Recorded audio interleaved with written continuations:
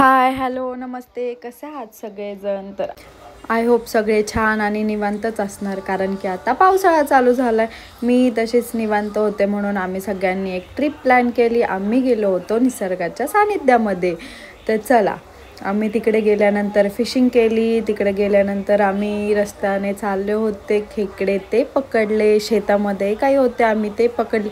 त्याच्यानंतर आम्ही केला चिकनचा बेत आणि हे तिकडे बनवतात ते मॅगी सूप.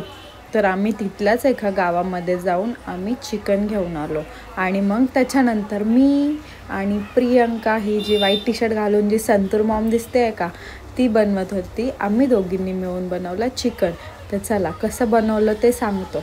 आम्ही त्या गावामध्ये खूप शोधलं आणि त्याच्यानंतर आम्हाला चिकनचं एकच दुकान सापडलं.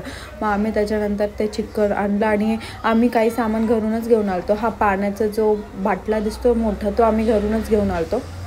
आणि मी तिथं व्यवस्थित एकदम चिकन स्वच्छ धुवून घेतलं. आणि मी फर्स्ट टाईम काम करताना बघून सगळे माझ्याकडे बघून हसत होते की तुलाही काम येतं का करायला.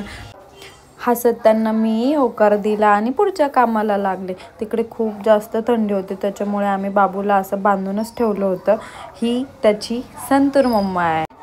ती भाजीसाठी मसाल्याची तयारी करत होती आणि तोपर्यंत मी चिकन स्वच्छ धुवून त्याच्यामध्ये दही मिक्स केलं, कारण की त्याची टेस्ट खूप छान येते. त्याच्यामुळे ते दह्यामध्ये मी भिजत घालत होते आणि त्याच्यानंतर आमची पुढची तयारी चालूच होती.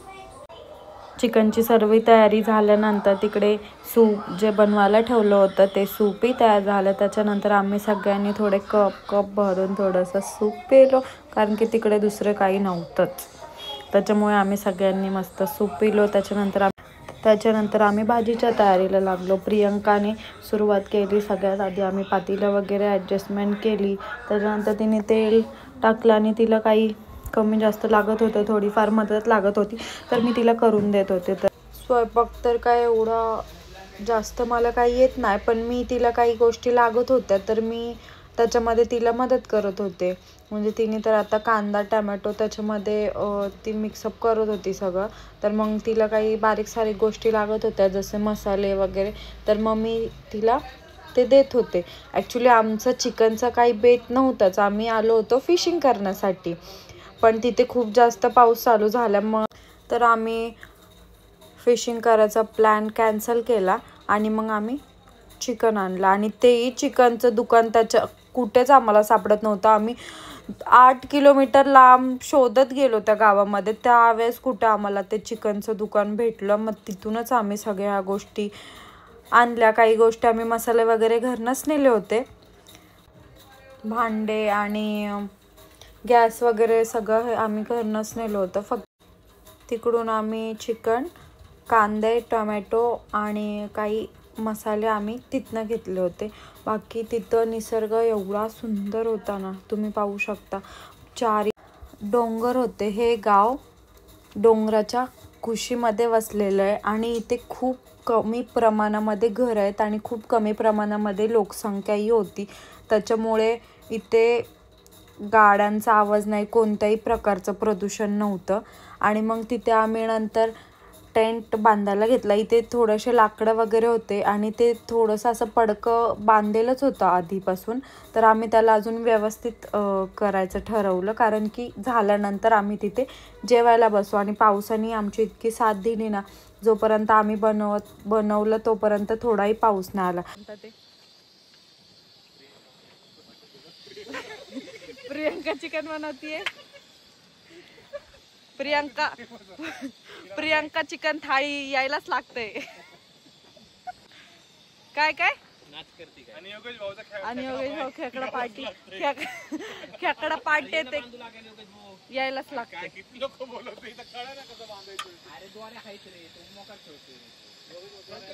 अशा प्रकारे आम्ही आज इथं जेवण केलं. इतकं सुंदर व्ह्यू आहे हा, बघू शकता तुम्ही.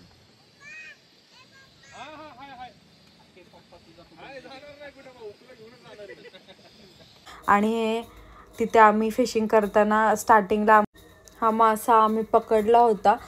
मग त्याच्यानंतर त्याला मी एकदम स्वच्छ केला आणि हे पाणी जे मी जेव्हा स्वच्छ करते ना, हे तिथले छोटे छोटे एकदम धबधबे होते, पण ते पण एवढे स्वच्छ, म्हणजे निसर्गाचं पाणी होतं ना ते खूप स्वच्छ होतं. त्याला क्लीन वगैरे केला, त्याला नंतर कट करून त्याला मसाले लावले आणि तोपर्यंत प्रियंका तिकडे चिकन फ्राय करत होती. आम्ही अर्धं जे चिकन होतं त्याची अर्धी भाजी बनवली होती आणि अर्धं चिकनचं आम्ही चिकन फ्राय बनवलं होतं. आणि फिशला नंतर फ्राय करून घेतला आम्ही. मध्ये तिथे एवढे सगळं साहित्य नव्हतं, त्याच्यामुळे आम्ही त्याच्यावरती आधी अद्रक लसूणची पेस्ट लावली, चिकन मसाला लावला थोडासा, आणि तिखट मसाला होता तो लावला आणि मीठ लावलं. आणि आम्ही तिकडे जसं मी आधी तुम्हाला सांगितलं होतं की आम्ही खेकडेही पकडले होते, तर पण ते लहान होते, म्हणजे असे थोडेसे कवळे खेकडे होते, त्याच्यामुळे आम्ही त्याला फ्रायच केले. त्याचे आम्ही स्वच्छ नांगे वगैरे तोडले आणि त्याला क्लीन स्वच्छ केलं. त्याच्यामध्ये थोडंसं मीठ टाकलं, अद्रक लसूणची पेस्ट लावली त्यालाही, त्याच्यावरती थोडंसं लाल तिखट टाकलं, ते प्रॉपर पूर्ण मिक्स केलं आणि तव्यामध्ये तेल टाकून जे मिक्स केलेलं होतं सगळे खेकड्याचं ते मी त्याच्यामध्ये टाकलं आणि त्याला थोडंसं झाकून ठेवलं. ते वाफेवरती पूर्णपणे शिजलं होतं. तर हे मी फर्स्ट टाईमच केलं होतं, हे काय मला जमलं नाही करायला जास्त, पण ठीक आहे, तरी पण मी ट्राय केलं आणि ते छान झालं होतं खूप. तर तुम्ही नक्की घरी ट्राय करू शकता. जर कोणाला खेकडे जास्त बनवता येत नसेल तर तुम्ही हा सोपा उपाय तर तुम्ही घरी ट्राय करा. तर मी बघितलं तेल तापलं होतं, त्याच्यामध्ये मी सगळे ते टाकले आणि मग त्याला मी जे चपातीचं डब्याचं झाकण होतं तेच मी त्याच्यावरती झाकून ठेवलं, कारण की ते वाफेवरती प्रॉपर शिजतील. आणि तोपर्यंत इकडे सगळ्यांचं चाललंच होतं, पत्रे लावणं, थोडेसे बांबू लावणं अशा प्रकारे, आणि कोणी इकडे तिकडे फिरतच होतं, कारण की तिथलं निसर्ग एवढा जास्त सुंदर होता. कारण की शहरातनं गावामध्ये जाणं आणि तिथे थोड्या वेळ राहणं ते म्हणजे स्वर्गात आल्यासारखंच फिलिंग येतं. आणि त्याच्यानंतर योगेश भाऊ तिकडे खेकडे पकडणं त्यांचं चालूच होतं, बाकी सगळ्यांच्या गप्पा वगैरे चालूच होत्या.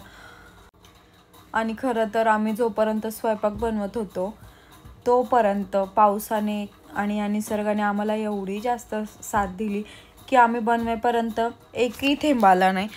आणि आम्ही तिथे चिकनची भाजी, चिकन फ्राय, फिश फ्राय, खेकडा फ्राय आणि चपात्या आम्ही घरूनच नेल्या होत्या आणि राईसही आम्ही घरूनच नेला होता. पण खेकडे बघा अशा प्रकारे मस्त कुरकुरीत झाले होते. त्याच्यानंतर आम्ही चपात्या गरम केल्या, भाताला फोडणी दिली आणि मस्त जिरा राईस केला. आणि जेवायला बसणार तर तिथे एवढा जोरात पाऊस आला. आम्ही टेंट वगैरे बांधलं होतं, तर सगळ्या मेहनतीवरती आमचं पाणी फेरलं. तर मग आम्ही तिथेच एक बाजूला एक छोटं घरगुती हॉटेल होतं, तर आम्ही तिथे जेवायला गेलो.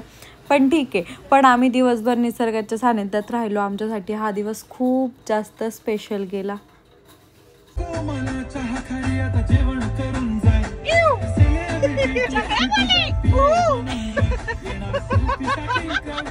सांगायला